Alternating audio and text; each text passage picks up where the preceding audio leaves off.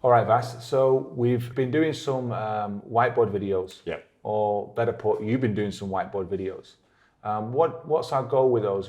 How do you see them fitting into the current online series? Yep. And do you think they'll address anything with the courses we're teaching for agencies?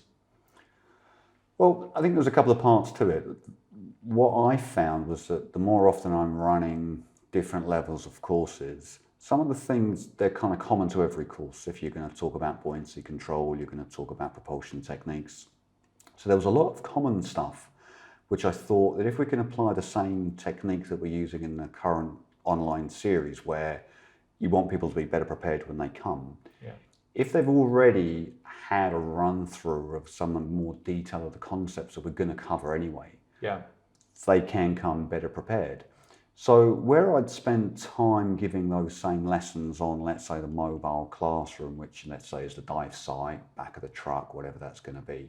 Sure. If we could stage those in let's say, a more convenient place where we can go, have a bit more time, have a bit more of a quiet time where we're kind of making those, and essentially give those lessons, in a slightly nicer format. People can review those in advance. And in some cases, you'll see people able to move weights onto the chest straps. So we've got much more moving ability with weights compared to where we have with lift. So generally, we're keeping the center of lift alive, alone, and we are instead moving weights up and down. So the trim swing that you move through with the cylinders, you can compensate very, very easily with the gas and the dry suit. And it's for that reason they sometimes jokingly referred to as a universal trimming device. No matter what you're carrying more cylinders, putting more weight at the chest, or you're very leg heavy because let's say you've got heavier fins, the gas in the suit, by playing with it, you're adjusting the lifting point, you can solve all of your problems. Some of the lessons though, of course, they go into larger subjects, don't they? And what I found as well is that, of course, agency materials are covering that stuff. But typically when people come along, they might not always have understood every part of that. So you're always going to review the knowledge. So again, it was really a case of, well, what's the practical stuff that we're going to be doing anyway?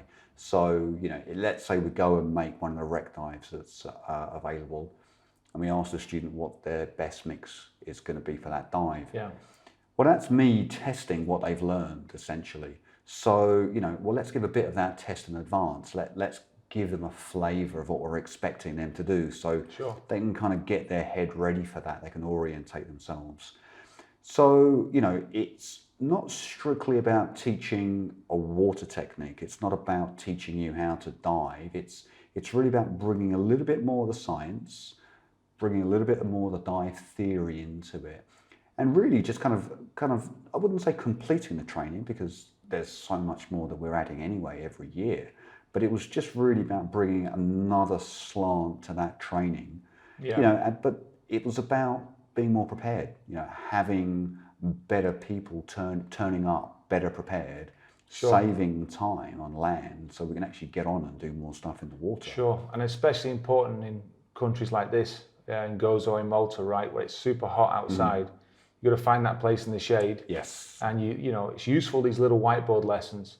But for me, if people could have seen that before coming, all you're really doing is reminding them of something. And then that way, you're going to be in the water much faster. Yeah, I think you hit a good point, because no one wants to sit in a classroom for 8 hours. You've been on them, I've been on them. We've had these classroom-based courses, which, when you first do them, yes, there's something new, they're entertaining, but of course they're really eating into that diving day. And at the same time, you need to build in enough time for rest, enough time to get hydrated. And so, the less I have to be indoors and the more I can keep moving, that course itself is going to be more efficient. Well, absolutely. But we've also seen it's important for this because students' attention span, if you've got so much to explain in a day, yes, it's important. They need to understand about, how much gas, when to turn, for example, on a wreck dive they might be making. But if we're spending a lot of time explaining that to them, maybe they're missing key information about staying together as a buddy team, what to do if there's current on the wreck, and all the important things that we have to discuss as well. So this is the problem with what we say with briefing and debriefing, right? It's the brief part, and I think that we're in danger sometimes by, if we're not giving people these materials, not keeping it brief. And what that means is that, let's say I'm going to undo a bolt snap or a clip or something that isn't coming off straight away. Well, I'll tend to fight it. I'll tend to actually also want to get a little bit aggressive. And it's doing that which will cause me to hold my breath. So in addition to taking larger breaths, what's happening is that I'm going to hold that breath in for a longer period of time now. And what you'll now see is that I'll take a big breath, but I'll keep it in for longer. So although I've only had a small variation, I'm keeping it for much more of the time now. So the center of mass of the overall system is no longer going to be here. It's going to have shifted even further along to the front. So there's no actual change there's no metal moving up or down. It's just a contribution of the gas weight that was on this side of the seesaw. There's less weight on this side, so the net shift has caused now the center of mass to be closer to the valve. And you also need to be able to cope with some degree of leg light or leg heavy. And it's kind of up to you as a diver which you find easier to do. You typically find it's easier, at least in my experience, to cope with a heavier leg. And that's simply because you can use the sculling movement of your fin blades to lift up the back of the body. The more you lead into those other styles of training, yeah, absolutely, that's a big help.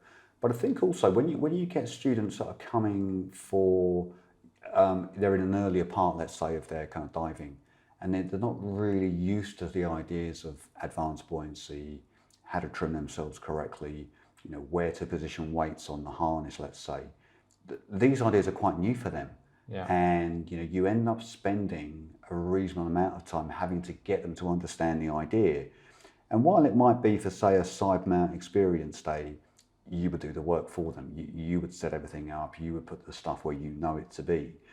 But for me, that doesn't really translate the further they go through training. I want people to understand why you've done what you've done, why it is we've decided the weight distribution should be this, why that's the right fin for you.